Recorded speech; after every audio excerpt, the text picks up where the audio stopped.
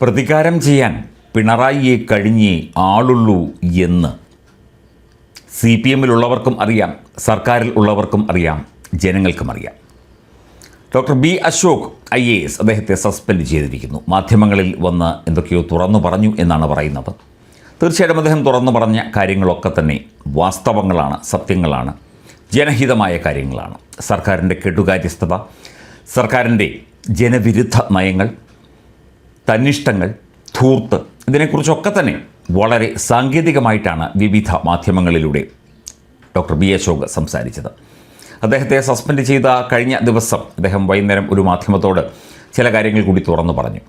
ഇവിടെ ഉത്തരവുകൾ ഇറക്കുന്നു, നവകേരള സദസ്സുമായി ബന്ധപ്പെട്ട ധൂർത്ത്, 40,000 കോടി രൂപ ഇവിടുത്തെ ജനങ്ങൾക്ക് വേണ്ടി കടമായി കൊടുക്കാനുണ്ട്, എന്നിട്ടും വീണ്ടും വീണ്ടും കടമെടുത്ത് കട്ടൗട്ടുകളും ഫ്ലക്സ് ബോർഡുകളും സ്ഥാപിക്കുന്നു, എല്ലാം പറഞ്ഞു, വിശദമായി തന്നെ പറഞ്ഞു, ഓരോന്നായിട്ട് എടുത്ത് പറയുന്നില്ല. എന്തൊക്കെയായാലും തീർത്തും പരാജയപ്പെട്ട ക്രൂരനായ ഒരു ഭരണാധികാരിയാണ് പിണറായി വിജയന് എന്നുള്ള കാര്യമാണ് അദ്ദേഹം തുറന്നു പറഞ്ഞത്.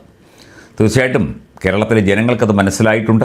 അതിശക്തമായ തിരിച്ചടി ഈ തെരഞ്ഞെടുപ്പിൽ, നിയമസഭാ തെരഞ്ഞെടുപ്പിൽ ഉണ്ടാകും എന്ന തരത്തിലുള്ള എക്സിറ്റ് പോൾ ഫലങ്ങളും പുറത്തു വന്നു. ഒരു ഭരണാധികാരി എങ്ങനെ ആയിരിക്കരുത് എന്നതിൻ്റെ വ്യക്തമായ ഉദാഹരണമാണ് മുഖ്യമന്ത്രി പിണറായി വിജയൻ എന്നാണ് തീർച്ചയായിട്ടും ബി അശോക് പറഞ്ഞു വയ്ക്കുന്നത്. അദ്ദേഹം ഒരു മുതിർന്ന IAS ഉദ്യോഗസ്ഥനാണ്. വിവിധ വകുപ്പുകളിലൊക്കെ തന്നെ സേവനമനുഷ്ഠിച്ച വ്യക്തിയാണ്. അദ്ദേഹത്തിന് പിണറായി വിജയനോടോ CPM-നോടോ പക തോന്നേണ്ട ഒരു കാര്യവുമില്ല. അദ്ദേഹം വ്യക്തമായി കാര്യങ്ങൾ പറഞ്ഞു. പക്ഷേ അത് പറഞ്ഞതുകൊണ്ട് അദ്ദേഹത്തോട് പക തീർത്തു. പക തീർക്കൽ പുതിയ കാര്യമൊന്നുമല്ല. എത്രയോ ഉദ്യോഗസ്ഥർ, എത്രയോ സാധാരണക്കാർ, എത്രയോ രാഷ്ട്രീയക്കാർ ഈ പകപോക്കലിന്, പിണറായി വിജയൻ്റെ പകപോക്കലിന് വിധേയരായിട്ടുണ്ട്. ജേക്കബ് തോമസ് റിട്ടയർഡ് IPS, അദ്ദേഹത്തെ വട്ടുതട്ടി. അദ്ദേഹം കാര്യങ്ങൾ തുറന്നു പറയും. അദ്ദേഹത്തെ അങ്ങോട്ടും ഇങ്ങോട്ടും വട്ടുതട്ടി. രാജു നാരായണസ്വാമി IAS, അദ്ദേഹം കൃത്യമായി അദ്ദേഹത്തിൻ്റെ ജോലി ചെയ്തു.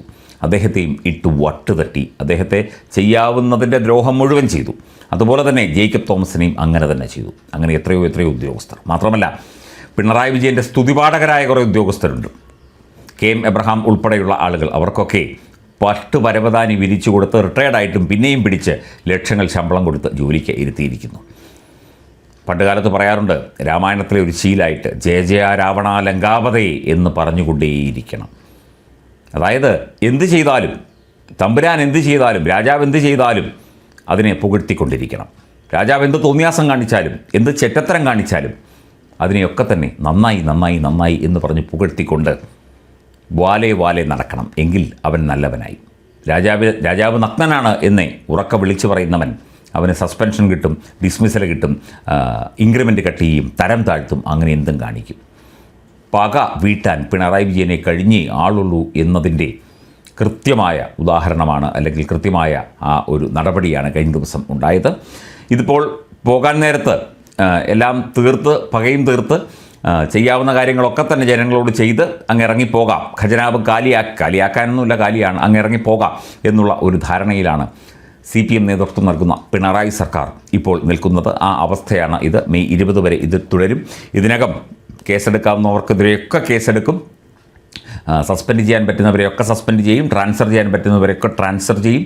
ഒഴിവാക്കാൻ പറ്റുന്നവരെയൊക്കെ തന്നെ ഒഴിവാക്കും. അതെല്ലാം ചെയ്തുകൊണ്ടിരിക്കുകയാണ്.